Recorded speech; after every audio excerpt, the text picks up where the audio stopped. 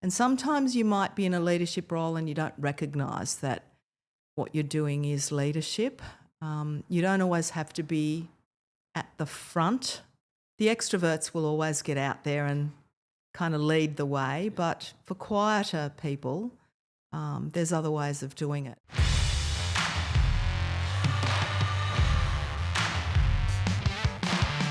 You already know why I started this podcast, is to have a conversation with inspired people like Jennie. She brings a wealth of experience and knowledge that we can all learn from as we become a better leader ourselves. Many of you will know Jennie as a former teacher, former mayor, CEO of Wyndham Community Education Center. She's also continued to serve the community as a councillor in Wyndham City. She is someone who makes a real impact in the community, and I'm very excited to have her on the podcast today. So without further ado, let's welcome Jennie to Poekoothay podcast. Welcome, Jennie. Hello, thank you. Good to have you here today. It's good to be here today. I touched a little bit on your background, but I know that really doesn't do it justice. Could you please share about your background and how did you first get involved in community work? Sure. So I was born in Thornbury. I wasn't born in Wyndham, born in Thornbury, but I've been in Wyndham for 35 years now. So I grew up in what was called the city of Northcote. Now it's called the city of Darebin. I have one brother, and I went to state primary school and state high school and then to university. And I moved to Wyndham when we bought a house and brought up the children here. Yeah. So you moved here because of work, or you bought a house in here? Moved here because housing was affordable. We could afford to buy a house. Yeah. Yeah. So talking to you the other day in a soccer tournament, you said you also did a photography back in the day. I did. Yeah, can you share a bit of that, please? Yeah, I did. I learned photography as a bit of a hobby. I used to go every weekend. This is before I was married and before I had children. I used to go every weekend taking photos, and then I learned to develop them myself. So black and white photography. Yeah, I still love doing it. Oh, I remember those black and white photography. We used to do that in school, in high school, when I first learning. So what first drew you to a career in education, and what did teaching really mean to you? Okay.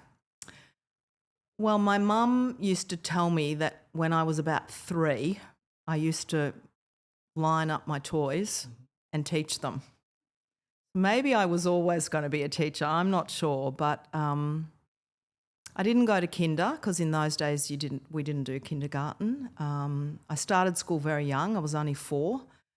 And I just always wanted to be a teacher. I'm not sure why. I had good teachers at school, primary school and secondary school. I think from an early age, when I was at primary school in about grade 3, I remember thinking that education is what gives you opportunities. And I grew up in a very, quite a poor family in Thornbury, and I think these days I would be what teachers would call a disadvantaged student. And so from a very young age, I understood that education was going to be what gave me opportunities. I don't know how I knew that. I just somehow felt it really strongly. So I always wanted to go to university.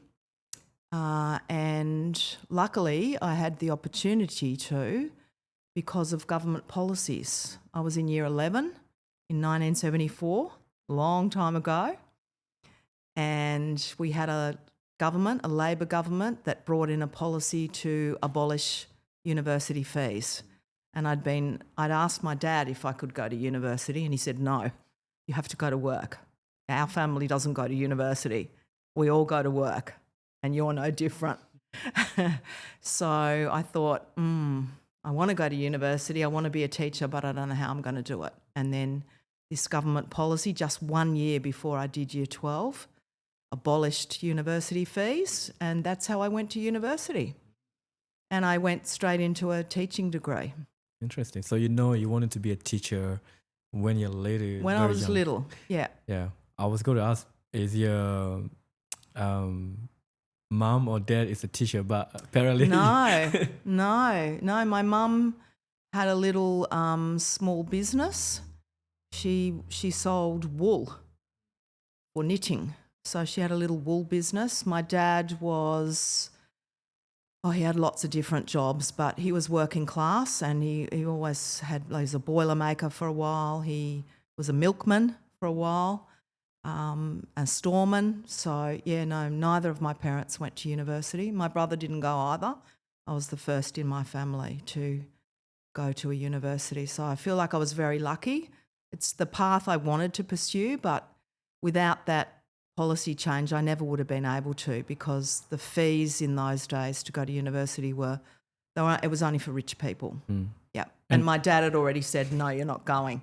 And it's still like very expensive now to go to uni, except apart from like the HECS fix. And I was lucky because those years when I went, it was completely free. And I wouldn't have been able to do it if it wasn't. And now, of course, it has become expensive again with HECS fees for students. At least you still get to go, but then you come out with a big debt. I was lucky. That's me. That's all of my children as well. Yeah. But for me, I was lucky just to be alive at that time when policy changes happened, and I got to go to university for free. So you say you consider yourself a very poor back then. Like, how does it like grow up in a poor family? I think, I could see it was pretty obvious to me when I went to school, because I could see from the other students around me the things that they had and the things that we had. And I had a lot of good neighbours in the street that I lived in who would give us food, feed my brother and I, and give us clothes, shoes sometimes. So, we had a lot of good neighbours looking after us. And we belonged to the local Anglican church, who also were quite good at helping to look after us as well. My mum had a disability, so she couldn't work a lot, and my dad wasn't very good at sharing with the family. So mum sort of looked after us on her own, but she wasn't well. So I was a bit of a child carer for her from about the age of 7 or 8. Yeah. So would you say if you don't grow up in that environment, whatever you do now would be different? It's hard to know the answer to that, but I do think that the life I had as a child did shape me. I do believe that. I think it's always hard to know, but you can never know really, whether it's environment or personality. I think it's probably a bit of both. But I do think my childhood shaped me.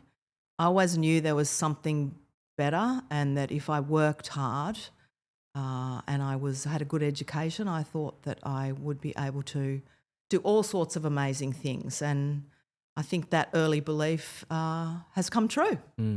So you always know that education is the key to success. I think education is the key to success for most people, if not all people. And I think you need to keep learning throughout your life. You never stop learning. If you stop learning and you stop being curious, I think that's a big mistake.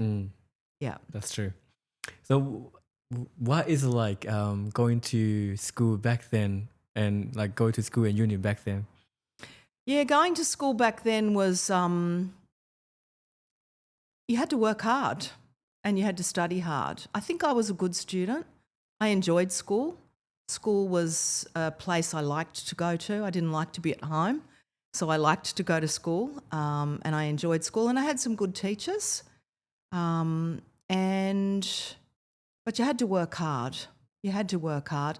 I had similarities even now, there were always the nice kids and the nasty kids, the bullies. I think school's always been the same like that, but had good teachers. I didn't like some subjects. I was a shy child, so I didn't like sport or any of those kinds of subjects, but I liked English, history, I liked reading, and I liked to do a lot of that. Yeah, and now you also have your PhD in history. History, yeah. Yeah, I do. I've always loved history. Yeah. Always. Wow, yeah. incredible, like PhD. That would take a long time to get. Yeah, it did take took years. Yeah. Because I was working and doing it part-time, so it took 4 years. But it was great. I loved that period of just really being able to look at a subject very closely and research everything about the topic and then write it up into a thesis. Wow. It was good. I enjoyed it. Yeah, thesis. I remember doing that in uni. I was having a very hard time. You got to be disciplined. You got to be disciplined. Man, there were amount of time that I had to sit and tell myself, you got to get this done. You got to, finish this. Otherwise, you will be graduating, Yeah. And that kind of self-talk is really important. It's something that I used when I was young and I still do it now. There's always things you don't want to do. You got to talk to yourself and tell yourself why you need to do it and why you need to finish. Yeah, that's true. So what was the biggest lesson you learned during your time as teacher? I think the biggest lessons I learned at the very beginning of my career. So when I was in my last year of teacher training, the students were all asked if any of us wanted to go into the prison, into a jail, and teach the male prisoners. And no one really wanted to do it. There were 2 of us who said, yeah, we'll go and do it. So that was my first job as a teacher, was to go once a week, every Friday, into the male prison and teach the prisoners. And so the lesson I learned there was that everyone who was doing jail time had not had success at school and had bad experiences growing up and at school. And I think one of the lessons I saw was, my childhood wasn't so good growing up either, but I went a different pathway. So what is it about people that makes them choose which direction to take their lives in? So that was a really important lesson. And then my first full-time job was with students in a high school who, we called it remedial English back then. It's a terrible thing to call it. We don't say that anymore. But it was for students who couldn't read or write. So I worked with them for about 6 or 7 months. And then I got my dream job, which was working with newly arrived refugee students in the late 1970s, 80s, and they were coming in from Indochina, so mostly from Vietnam, Cambodia and Laos. And they'd come from war-torn countries. Most of them had never been to school, particularly if they came from Cambodia or Laos. So I was teaching secondary age students who had never sat in a classroom. And so they were the biggest lessons I learned, because the training that I received was all around being in a classroom with 4 walls and sitting at a desk and opening books. And I had students that had never sat in a classroom, so I had to teach them slowly to sit in a chair at a desk. They couldn't do it to start with. They couldn't read, they couldn't write, they'd never learned to read and write even in their own language, and here they were learning English and learning to read and write in a second or a third or a fourth language. So they were the biggest lessons for me. So everything I learned at uni, I kind of threw out the window, and I think I thought really education is more about looking at the whole person, looking at their humanity, looking at their experiences that they've had, and then adjusting your classroom to suit the needs of those students. So I used to have lots of bean bags, and the kids would get tired really easily because they hadn't sat in a school from 9 till 3 before, and we used to have a lot of breakout times. We'd go and do photography, going on a lot of excursions, and just teach them how to start to learn, really. To learn from the beginning. From the beginning. That might be very difficult. Yeah, it was. Yeah, it was. It was. So prison was your first job? Yeah. Okay. Yeah. How is the experience like? Yeah, look, I loved it. I enjoyed it. And I used to ask the men what they wanted to learn. So they set the topics every week, every Friday. I would go once a week. And they would say, I want to learn about this or this or this. And I would go away and prepare some lessons and then go in on the Friday and teach them. And it was great. They loved it. And so what I learned from that was that even though they'd not had success at school or dropped out of school very young, that when they were given a second chance and when they were interested in learning, that they were very engaged, and it was a really good experience. I really enjoyed it. It was a bit like what we call co-design now, but co-design then didn't exist. So that was another thing that I learned as a young teacher, and I think it was good to have these lessons as a very young teacher, that what you learn theoretically at uni is not always how things work in the real world. And were there any challenge or like when you're like not sure what to do or like intimidated by them? No, I never felt like that. No, I never felt like that because they were always happy to see me. They looked forward to having their Fridays of learning. So I never felt uncomfortable or threatened or anything like that. So yeah, it was a good experience. I enjoyed it. I felt like I had purpose and I felt like I was making a difference, and they wanted to learn, which was really, really important. Yeah. So, and when teaching the manga, right? So what challenge do you have in there? Yeah, I had to learn really quickly when I was doing that. I was a trained English teacher and EAL teacher, but again, I was working with the students that we called pre-literates, so they were the students that had never been to school. There were other classes that teachers had with students who had had a little bit of schooling. My students had never gone to school, so I had to adapt all of the content and materials. It was a bit like having someone come to kindergarten as a 4-year-old, except they were 12, 13, 14, 15, 16, 17 years old. So I had to adapt the content of what I was teaching so that it was relevant to their age and that it was interesting for their age, but it had to be on a very basic, simple level. I learned a lot of body language, and I learned to sort of act and express myself so that I could get the message across. We were lucky because we had some bicultural workers in those days as well. So I had some very good Vietnamese and Cambodian speaking teacher aides who used to help. But some of the biggest hurdles or challenges were really just keeping them engaged all day and, you know, being in that classroom environment when they'd never experienced that before. Yeah, wow, might be. It was it was challenging, but it was good. It gave me a lot of opportunities. I think all my teaching career has given me many opportunities to explore things that I didn't necessarily study.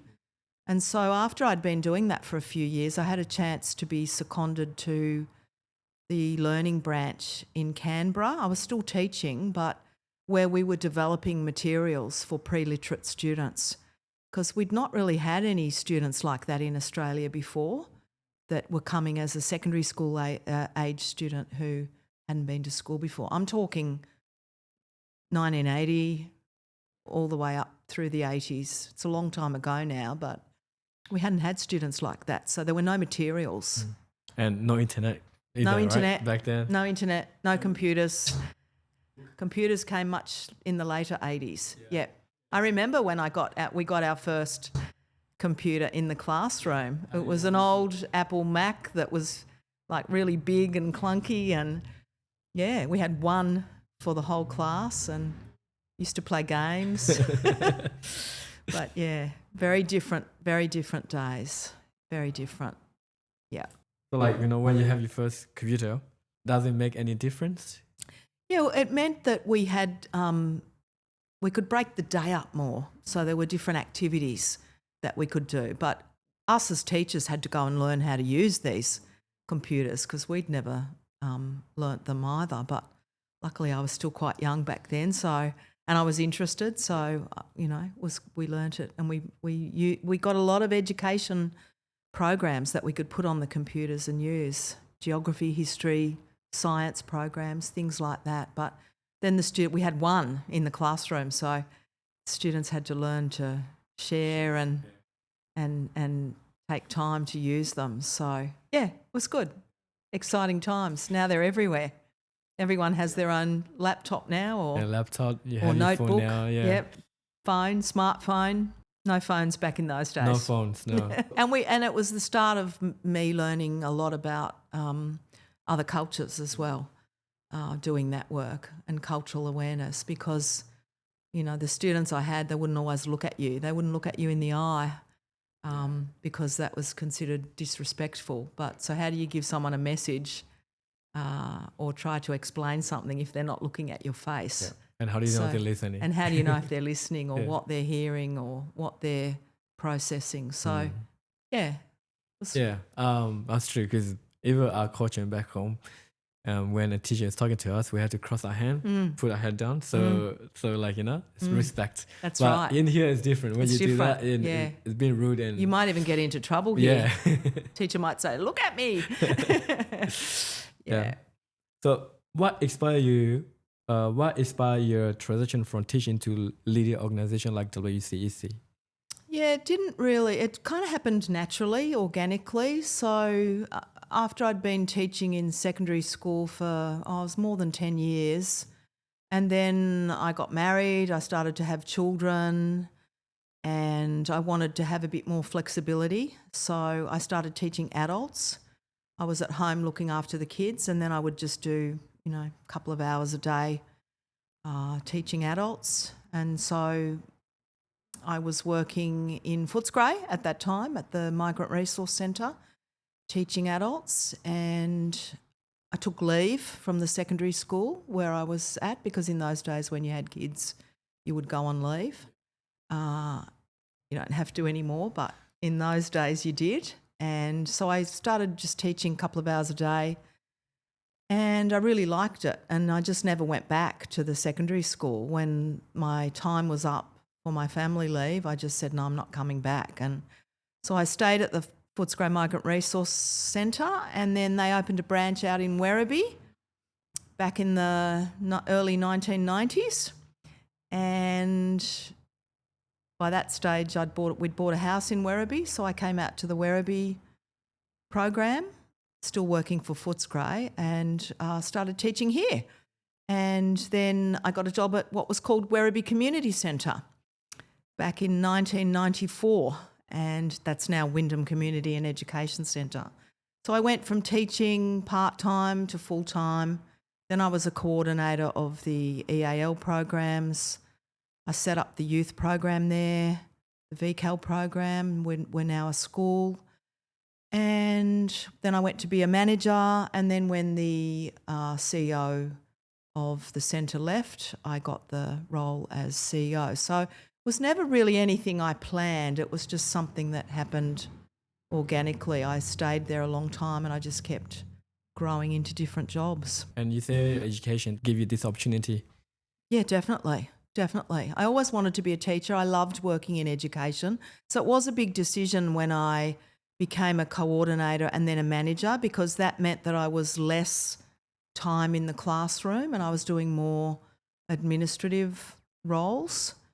So it was a big choice to decide whether to leave the classroom fully. And I still kept teaching for many years, doing a bit of both, but then got to the point where the job was too big and I was just full-time managing the programs. The centre was growing. We had lots of classes, lots of teachers.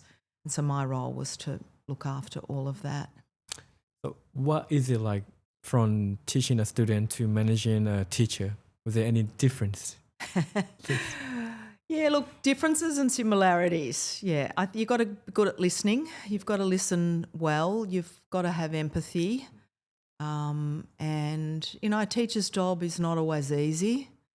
It's quite a hard job. You've got to put a lot of hours into preparation. Sometimes students are not easy to teach and work with. So you've got to be supportive of your teaching staff. And the same for the students. You've got to hear what they need.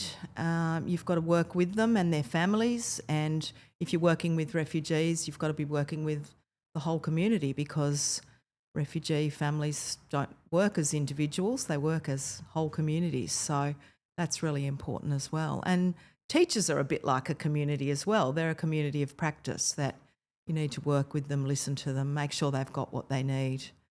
And so similarities and differences, yeah. So how do you make sure, because you're as a leader, how do you make sure that your teaching is being heard and, being appreciated?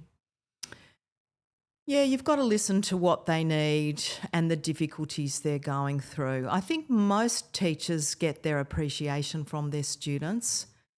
They know when they're doing a good job because their learners learn and respond and tell them. Particularly teachers who teach EAL, I think. You see your learners learning language quickly, particularly when they come in as beginners. They learn really, really fast. And that's always great to see. So that gives you a lot of encouragement and purpose to continue. So I think it's a really rewarding career. If I had my time again, I think I wouldn't do anything differently. I'd still want to become a teacher. It teaches you so much. You get to meet so many people, and the skills you learn and the knowledge you learn are really transferable. You can transfer those skills into anything. As I said earlier, I was very shy when I was a child, and even a young person, even a teenager. In fact, when I told my mum I was going to be a teacher, she said, "You can't be a teacher. You're too shy. You're not going to be able to stand in front of a classroom." But you learn to do those things slowly, and it's been a really good career. I wouldn't do it any other way, and it's led me to where I am today. Yeah, it's actually incredible.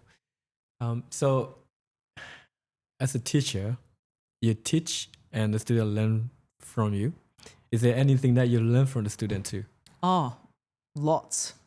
Yeah, it's a reciprocal relationship. You're teaching and learning, they're learning and teaching. You learn a lot. And particularly the groups I've worked with, I've never really had a kind of normal secondary teaching pathway. Even though I was a secondary teacher, I worked in very different environments, and I liked that. I enjoyed doing things a bit differently. So my students have always taught me a lot about resilience, taught me a lot about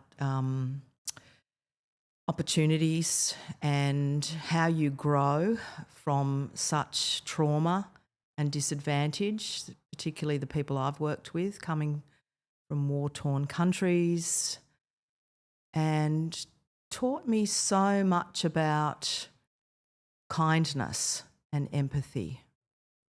And I don't think you always learn that if you're working in a normal secondary school. I'm not sure that you do, but in the kind of schools that I've been in, I've learnt so much about life. And I think my students have taught me how to be a kind person, how to be empathetic, and they've made me a better person. Which you're already a kind person and, better person, I would say. But I think it's from all of those experiences, that you're always learning from people. You see people who arrive in the country, and they've come from such difficult circumstances and such hardship that you want to be kind and empathetic. Yeah, 100%. Was there any turning point or risk in your career that shaped who you are today?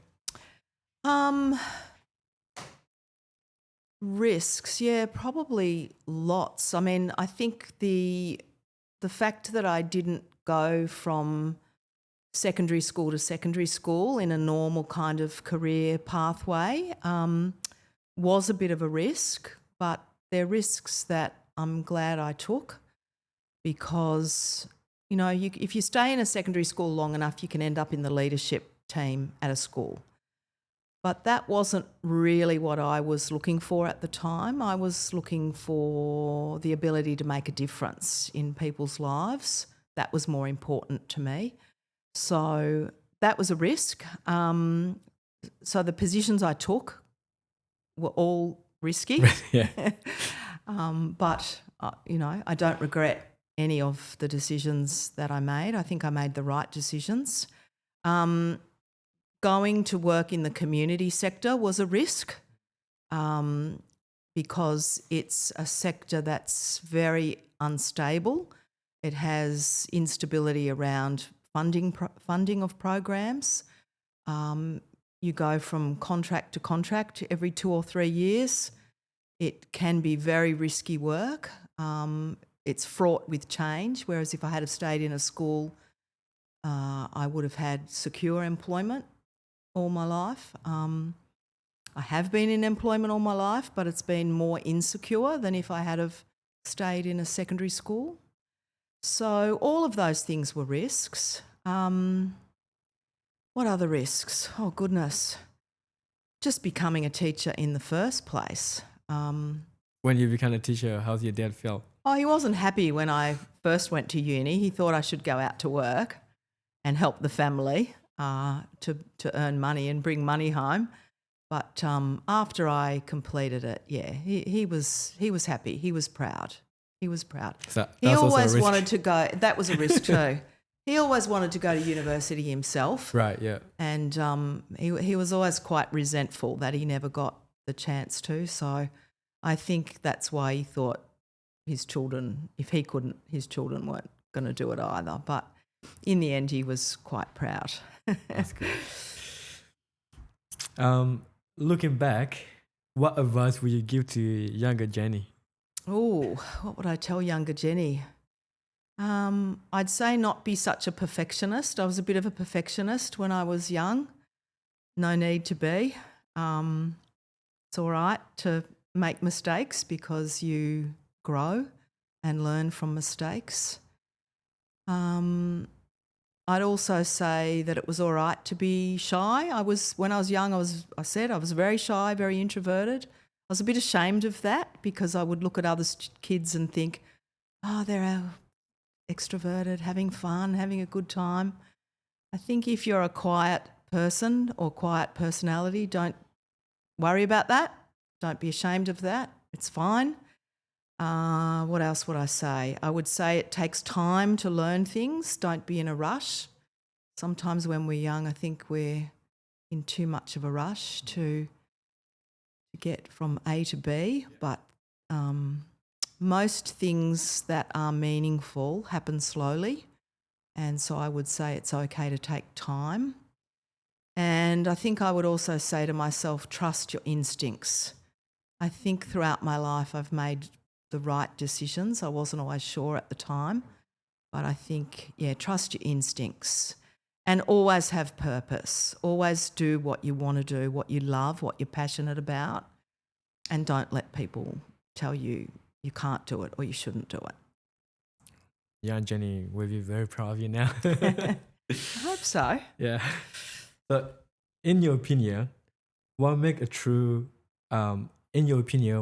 truly great teacher?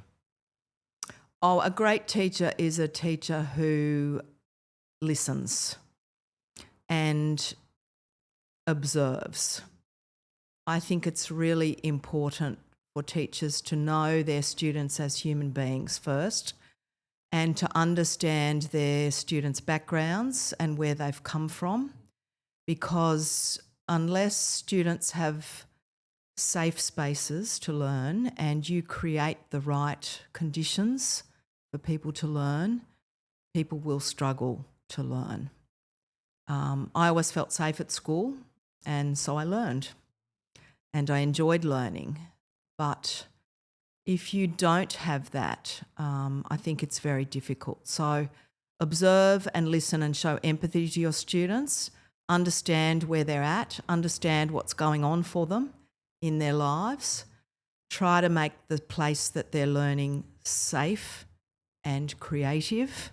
And I think if you can do that, your students will learn and they'll be happy to learn and they'll be grateful to learn. And I know you're not teaching anymore because you're overlooking over the teacher now. And how do you make sure, that message come across to every teacher?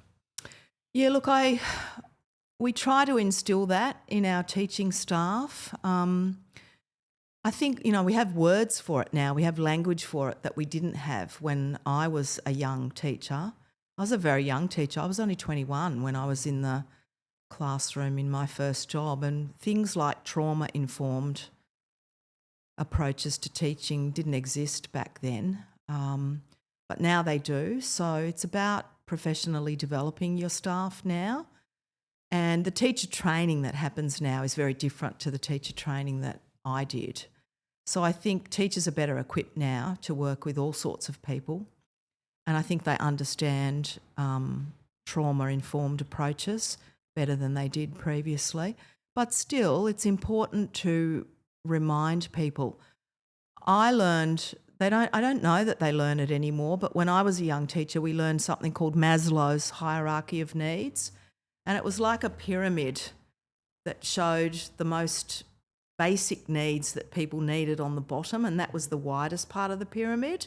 And then the tip of the pyramid was all about what was about learning and opportunities. But unless you've got the bottom of the pyramid right, which is about having enough food, having a safe place to live, having a safe place to sleep, a roof over your head, loving parents, friends, people around you that nurture you, if you haven't got that, then it's very difficult, unless you're incredibly resilient, to be able to get the rest of it right. So I always say to young teachers, make sure you've got those circumstances for your students right and the environment right, and then everything else will come, hopefully. Yeah, have the foundation The set foundations have to be strong. strong. Yeah. And how did the teacher, is teacher have access to that information? Because I know going to school,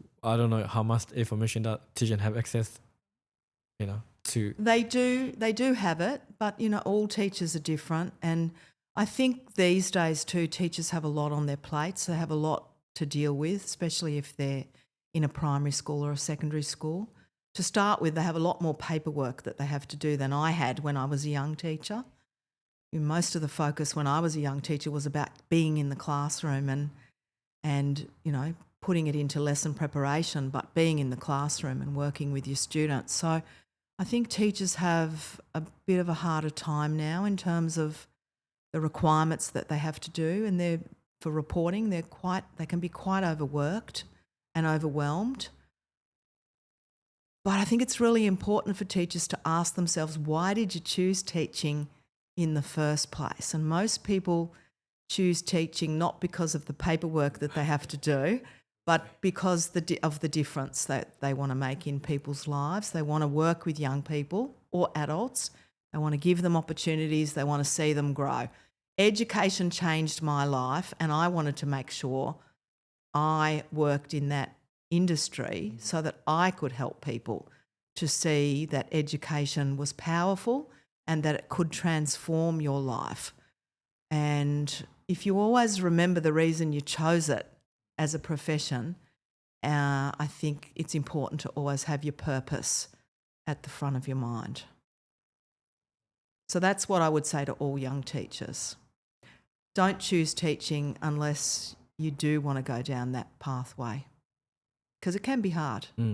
Yeah, the amount of work that you had to prepare before class. Yeah, after hours work. Yeah. People say teachers get a lot of holidays, but they're working on those holidays, marking essays, getting classes prepared and so on. But it can be a really, really rewarding career. But you've got to learn to balance that. It's like community work. Yeah, it is. Yeah, it's like community work. It could be 24 hours, 7 days a week, but you've got to learn to balance it. So like community workers, teachers need to look after themselves. How do you think the purpose of education is evolving, and what should young people focus on learning today? Well, I think it's really hard for young people today. They've got so much information that they're bombarded with every single day. They've got social media. They've got more ways of learning and access to information and knowledge than they've ever had. So I think it's really hard sometimes for young people to balance what they need to learn and what they need to know and be able to look at it critically and make sure that they're not taking in information that they don't need or that's superfluous. So I think young people have a really hard time.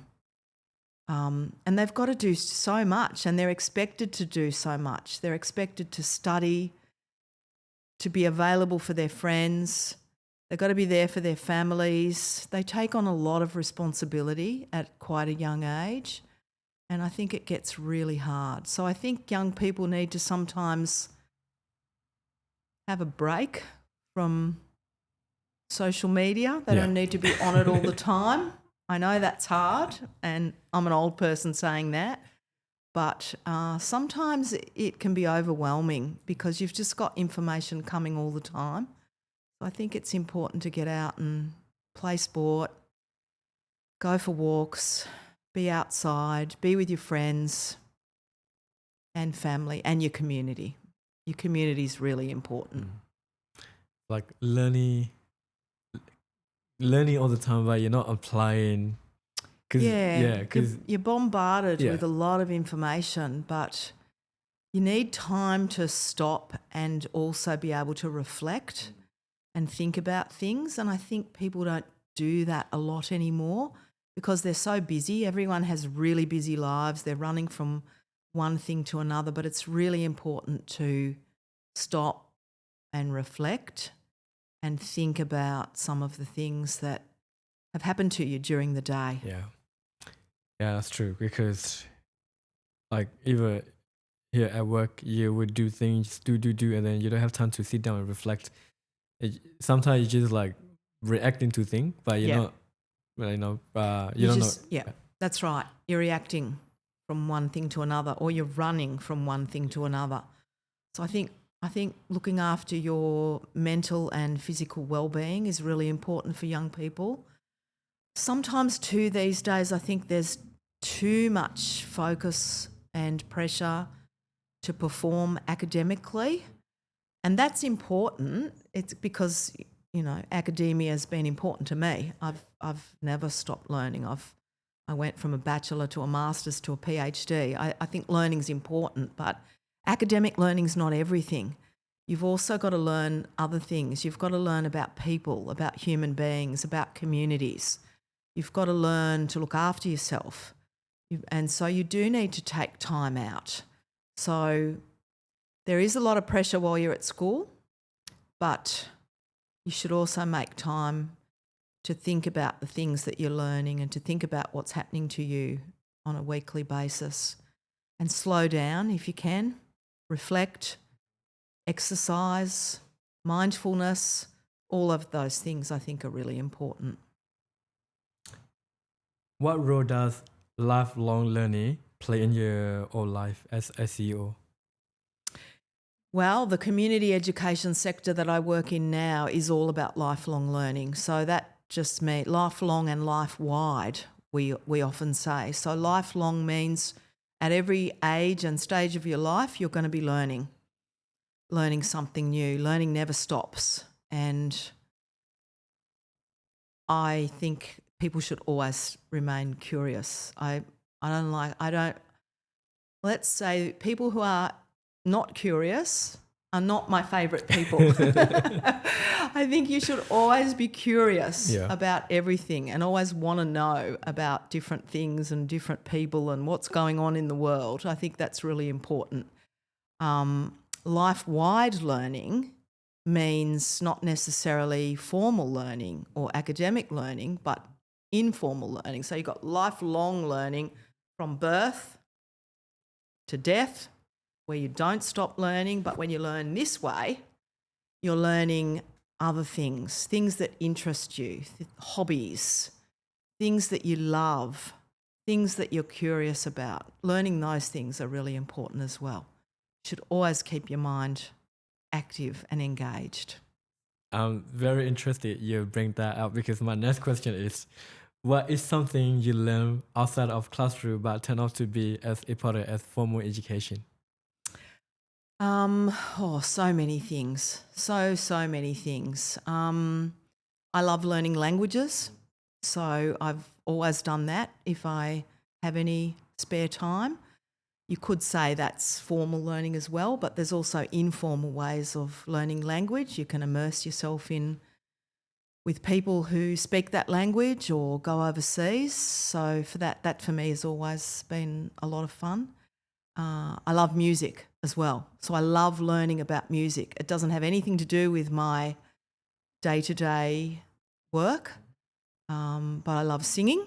So I sing in a choir. Yeah. Once a week if I get there, if I'm not too busy.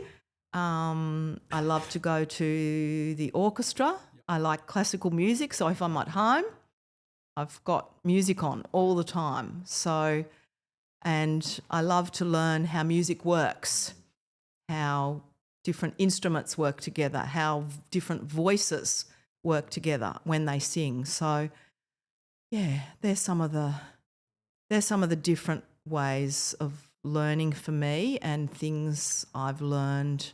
And history.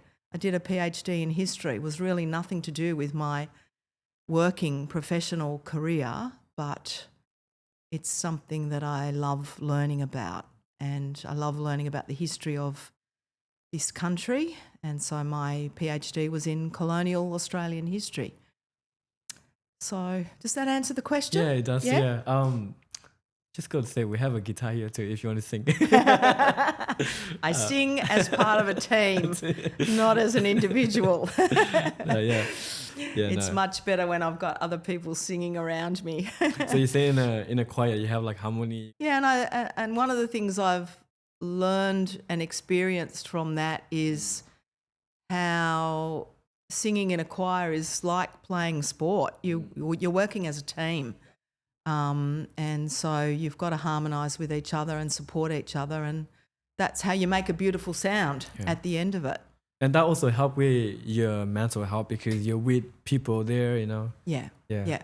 And you're all the same, you know, when you get together in a choir or when you get into a soccer team or, you know, it's not about being the best, but it's just about working with your teammates to try to win a game or to make a beautiful sound if it's a choir or if it's an orchestra to make music or. Do you believe young people today are being prepared well for leadership role, and if not, what's missing?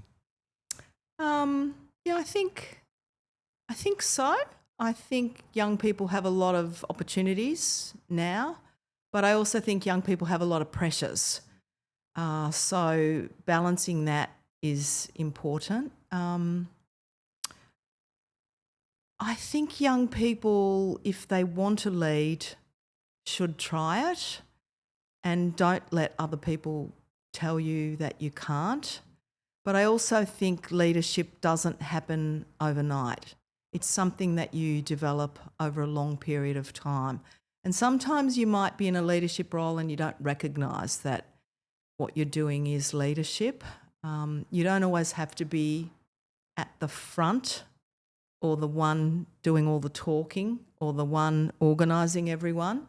That's not always leadership. Leadership can also be about uplifting your friends and your peers, uplifting your family, and they're all small steps that you can take on a life journey, really, because leadership keeps developing over a long period of time.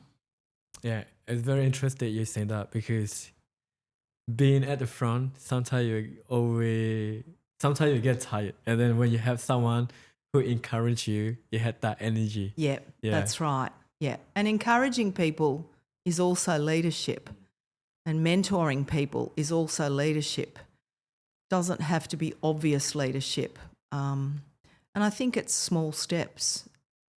The extroverts will always get out there and kind of lead the way, but for quieter people, There's other ways of doing it, whether it's just listening to a friend or helping a friend or helping another student in your classroom, or when you're on the sports field, assisting a team player who might be having a hard time or an injury. There's lots of ways of showing leadership. There's leadership in your family, there's leadership with your friends, there's leadership at work, and leadership with your communities. So lots of different ways you can display it. And you always need support. Leadership's not about doing anything on your own. You always have to have a bunch of good people around you to support you and to keep you going. That's really important. So I think if you think you're going to be a leader and not need anybody else, that's not what leadership is. You're always going to need people to support you and to listen to you as well, because leadership can be overwhelming and it can be lonely sometimes. So you reckon is wise to find a mentor, or if so, like how is one can get one or can find one? Yeah, I think mentoring is good, but I also think practicing is good. Just practice leadership and don't expect anything too quickly. Finding a mentor, I think ask someone. If you see someone that you think is a bit of a leader or a role model, ask them if they've got time to mentor you, or even ask them just for tips. Yeah. Sometimes I have people say after they make a speech or they go somewhere and they say, "How did I go? How do you think I go?" And tell me the truth. And I'm always happy to do that for people. I use ChatGPT. Before, like, having this, I was on ChatGPT practicing the question, like, "Hey, how do I go?" It's like, and like everything, because it's always like try to make you happy. But Yeah. I think having like a real person Yeah. give you a feedback is more genuine and Yeah. And it's got to be positive feedback, but genuine feedback and honest feedback. Yeah. I think the other thing that's important for leaders to practice is, we talked about it before as well, is self-talk, because it's hard to be a leader. It's hard to always be the one at the front and to get up. You've got to be kind to yourself, and you've got to tell yourself not to be too perfect, and it's all right to make mistakes, and we learn and we grow from those things. And how do you motivate yourself to be a good leader? I think other people motivate me. Service motivates me. Working motivates me. Always liked working. I've actually always enjoyed working. So I think other people motivate me. When I see something that needs to be done or work that needs to be done, that motivates me. Oh, we can see that in the community, 100%. So, how can parents for both refugee, migrant, and non-migrant community guide their children toward a successful future? I think parents should listen to their children more, especially their children when they get to secondary school. I think a lot of parents put too much pressure on their kids, particularly if they've come from migrant and refugee backgrounds. Sometimes when they get to a country like Australia or another country, they think, "Oh, my child has to work really hard now and have to be a doctor or a lawyer," or that's the measure of success. And I understand that, but sometimes I think they need to lessen the pressure on their kids, listen to what their children want to do, what they're passionate about. And if they're passionate about photography or acting or being a musician or being a painter or whatever it might be, a teacher, a nurse, whatever it is, not everybody can be a doctor or a lawyer, and people will be successful if they love what they do and they're passionate about what they do. So I think all parents can learn, whether they're migrant or non-migrant, learn to trust their children, more and to support their children even if they don't always agree. My dad didn't want me to be a teacher, but I did. My mum supported me, my dad didn't. But, I think I made the right decision, and I'm glad I didn't listen to him at the time, which he might have seen as disrespectful at the time, but he understood years later that it was the best thing I could have done. And I think more parents, if they trust their children and their judgment and support them in what they want to do, I think that's better for everyone. And that creates more harmony in families. And parents also need to listen to their children more broadly as well, not just about career choices, but be there for your children and know where they are, know what they're doing, get to know their friends, get to know what they like, what music do they like, what colour do they like, who are their friends, what do they like doing with them. I think all of those things are important for parents to have a good relationship with their children. Not to be friends with their children, but just to know them and to support them, even if you don't agree all the time with some of the choices they make. And when they do make bad choices, be there to help pick them up and support them again. How will you define a leadership in your own word? Service. One word. Service. Serve people. Service. Yes. Serve people. Yeah. That's what leadership's about. It's not about you. It's about service to other people, to communities. Try to make where you live better. Make the world a better place. Sounds like a cliche, but for me, that's what leadership's about. We should all be striving to be kind and to uplift other people. What quality or habit do you think young people should develop early to become a good leader?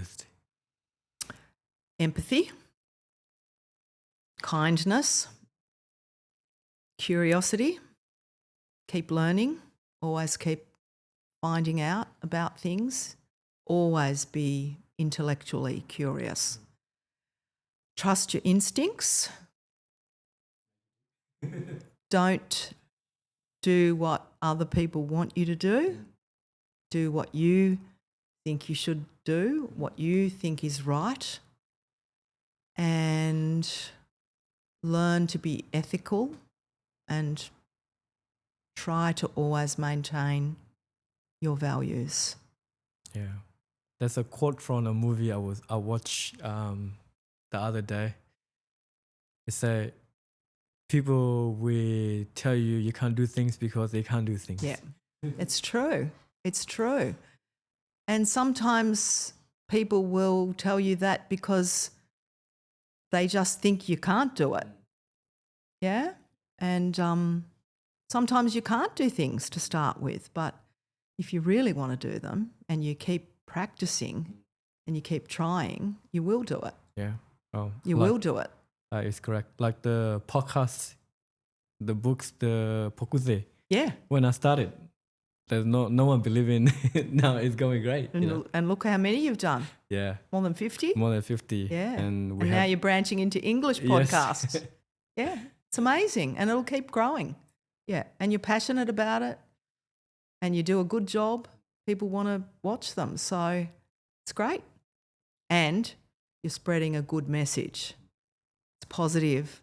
It's got empathy, values driven. So keep doing that. Thank you. Yeah, that's what we want people, people who watch our podcast.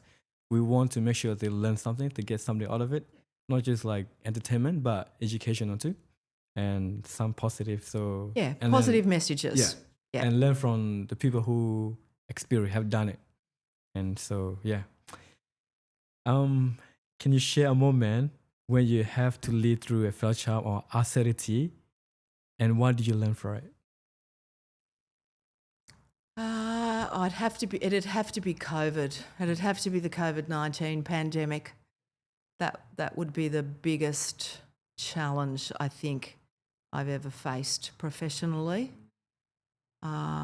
It was scary because for a while I thought we might even lose the community centre because we had to send all the staff home. Our students had to go home. Everyone was isolating. There was one period where I think I was 4 months in the community centre on my own, just calling people and posting things to people, making sure people had food and supporting staff. All of our teachers had to learn how to get online and teach online. Our students, who were new arrivals in the country, had to learn how to operate a laptop. Some of them were older adults. They didn't know how to they didn't have the digital literacy skills. We had to drop laptops off to people, and we had people phoning who had caught COVID and they didn't speak English and they didn't know what to do. So that was a really challenging time. But again, what I learnt from it was that you don't do these things alone. I might have been the only one in the workplace, and responsible for keeping everyone in a job and making sure people were getting their community services and their language classes. But there were a lot of people behind the scenes supporting. Community leaders came together online to support communities and to support each other. Faith leaders were doing amazing work. So what it taught me was that always in a crisis, go to the people that you know you can rely on, the people that you know will support, the people that you know will step up in challenging times. And always have hope, always believe that things are going to get better, even when things seem really overwhelming and bleak. Things will get better. They'll always get better. That's what I always tell myself. And we got out of it. It was a hard time for a lot of people, and a lot of people's mental health suffered, but I think we learned a lot from that period. I think I learned that the hard way when I was in year 12. It was so overwhelming. I'm like, how do people before me do this, Yep. And I was very curious. So yeah, that got me through it. That got you through. Yeah, other one Yeah. I'll be stuck, depression and all that. Yeah. Yeah, I think you can get overwhelmed when there seems to be too much to do. It's very easy to get overwhelmed. I can get like that too. You see this mountain of things that you need to do and you feel so overwhelmed that you don't even know where to start. So you just shut down and you do nothing. So I learned a long time ago that when I have a mountain of things to do, I make myself a list and I just do them one by one. I cross off the list, cross off the next one, cross off the next one. And that's how you actually see that you're making progress. Because if you look at the mountain and you think about getting to the top, it's too hard and you just give up. A lot of people give up. So if you can break overwhelming times down into small pieces, that helps you to get on top of things. So write them down. Start at the bottom. And then prioritise, work out what's most important, like do the assignment that's due tomorrow, not the one that's due next week. But don't think about the one next week until you've got the one that's due right now. So I think breaking things down into small pieces helps you, because otherwise your brain just gets too overwhelmed and the brain just shuts down when it's got too much on its mind. So, yeah, that'd be my advice. Yeah, that's actually very good advice. Small steps, small pieces. Small step at a time. And cross things off. If I can visualise a list where I'm actually a really long list where I can see strikes going through things, actually feel like I'm achieving something. And that motivates you too. Motivates me to get to the next one. Yeah. So I can cross it off. 100%. So if you could give one powerful piece of advice to every young people who's listening to this podcast, what would it be? Follow your instincts, follow your intuition, do what you love. Don't listen to other people. You know yourself better than anyone. And work hard. I would say work hard. Always work hard and get a good education. That education doesn't mean going to university necessarily. It just means always learning. Yeah. How about to the young people or people now who wanted to become a teacher or a leaders in the community? Oh, I would encourage anyone to become a teacher. For me, it's been a wonderful career. You might not always stay in the classroom, but being in the front of the class actually does help to teach you some leadership skills as well. Because when you're a brand new teacher, you've got to learn really quickly. Yeah. You've got a bunch of 25, 30 people in front of you. You learn how to be a leader pretty quickly. So teaching teaches you a lot of good skills just for life. So anyone who wants to be a teacher, I would encourage it. But equally, I would encourage anything that a young person is passionate about. Follow your dreams and do the best you can. And anyone wanting to become a leader, yeah, please do it. Practice, find someone who can help you, work with your community, do it in small steps. You don't have to be a great leader in 5 minutes. Most things that are meaningful take a long period of time. Yeah, because I'm a youth leader at church, and every time I have to stand in front of the youth and lead, I have that nervousness. Yeah, nervousness. Yep. I'm like, what am I doing? Like, am I doing the right thing? And even when we have youth in here, come in here, it's easier when you know them, but when you have people from outside, it just it get very. It can be hard. Yeah, it can be hard, and that gets easier with practice. The more times you do that, the more comfortable you get with it. But if I'm honest, I'll tell you right now that even now, after doing it for many, many years and many decades, I still get anxious when I have to stand up in front of people. I just say to myself, you've done it before, you've done it a million times, just go and do it. But you still get that feeling of, this is hard. I don't think it's something you ever lose, no matter how many times you do it. I think you'll always have that feeling of nervousness. Yeah. And when you've done it and then you go back and sit and then you feel like, oh, if I do it again, it would be so much better. Yeah. Because we're always very self-critical. Yeah. And that's because you're like I was when I was young. You want to make everything perfect all the time. Yeah.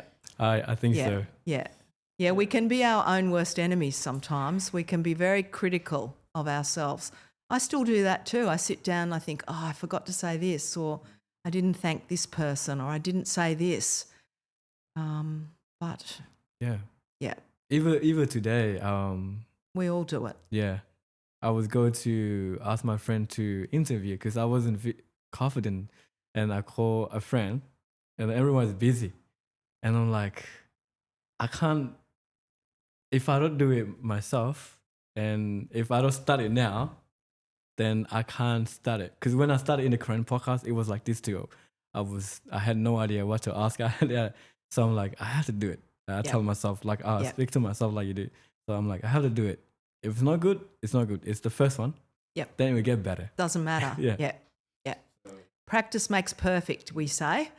And I think it's a very true expression that we use in English. The more times you do something, the better you get at it. But if you're the kind of person who naturally wants everything to be perfect all the time, you're probably always going to be your own worst enemy.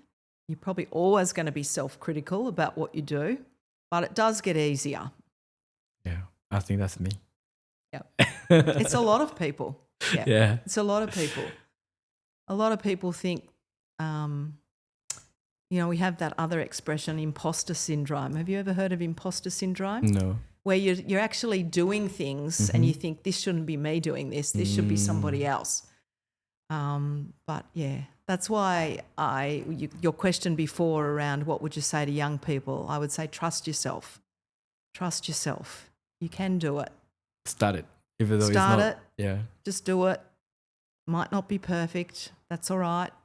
You grow, you learn, you get better as time goes on. And maybe you continue doing it, or maybe you don't. Maybe you say after a period, this is not for me. I'm actually going to try something different. That's okay too. Well, thank you so much for your time, Jenny. It was very meaningful talking to you. I learned a lot. I feel very grateful. Thank you. Yeah. Thank you. It's been a pleasure to come and chat to you. Yeah. And Keep up the great work you're doing thank you. for yourself with your podcasts and everything that you love with your photography, your community service work. Yeah. Thank you. And thank you to like the people who's watching around the world. People watching all over the world, like, you know. Wow. Yeah. So thank Hello, you. everyone. So thank you.